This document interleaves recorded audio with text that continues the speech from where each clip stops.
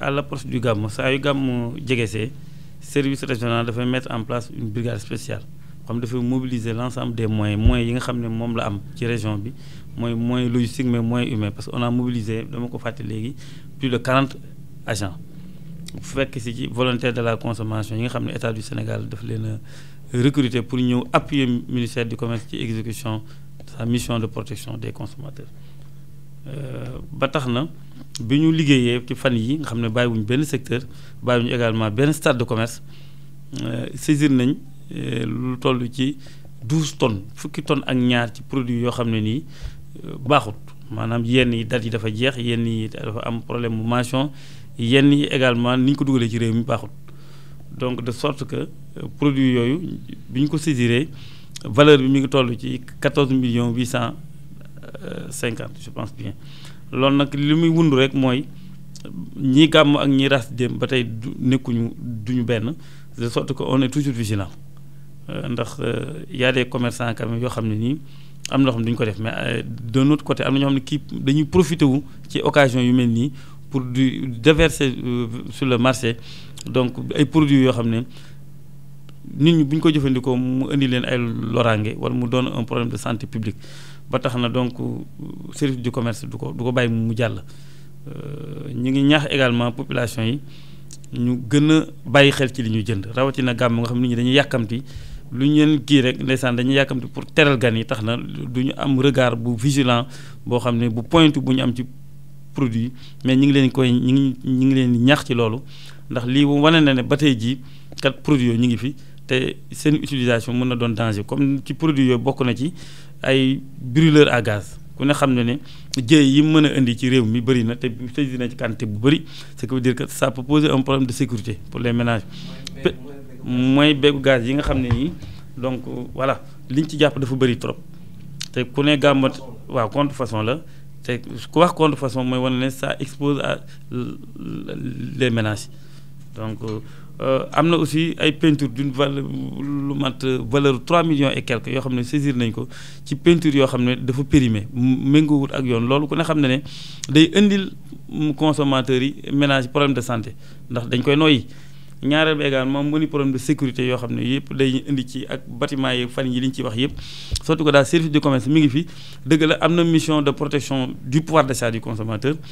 am na mission aussi fexe ba approvisionnement bi normal mais am na mission protéger consommateur bi ci li muy jëfandikoo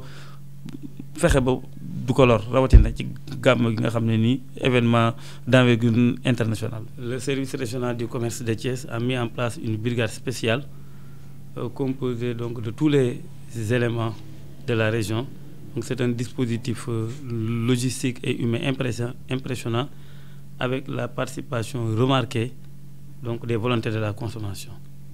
Après une semaine de brigade qu'on a effectué effectivement sur le terrain dans les différents secteurs d'activité économique,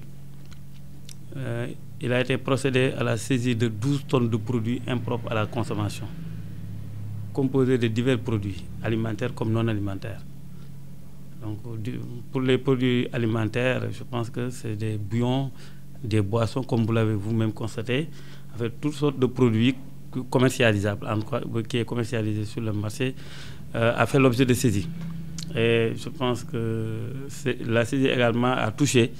les produits non alimentaires comme les brûleurs à gaz, dont la commercialisation constitue un danger, donc un problème de sécurité pour les ménages sénégalais. Surtout à l'occasion donc d'événements de cette envergure comme le Gamou.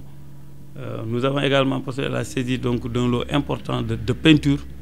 dont la date d'expiration, dont la date limite d'utilisation est dépassée depuis très longtemps. Ce qui pose également un problème de sécurité. Il faut de santé publique mais aussi de sécurité pour ce qui concerne donc les bâtiments, les constructions de façon générale. C'est dire tout simplement que dans le cadre de sa mission de protection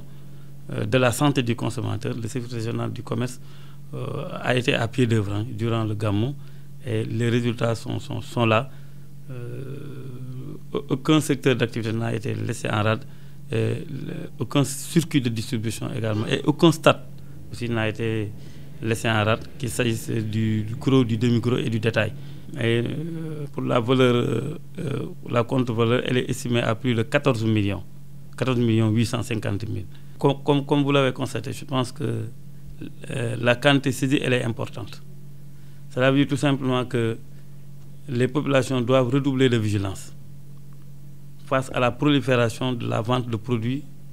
dont l'usage peut être dangereux pour leur santé. Nous leur demandons évidemment d'être vigilants, d'être aussi, de jouer un rôle, le rôle citoyen de dénonciation, qui leur permettrait quand même de saisir les services compétents en cas de vente de produits impropres à la consommation. Nous leur demandons d'être vigilants, surtout à l'occasion du Gamou où les gens sont généralement donc pressés, entre guillemets,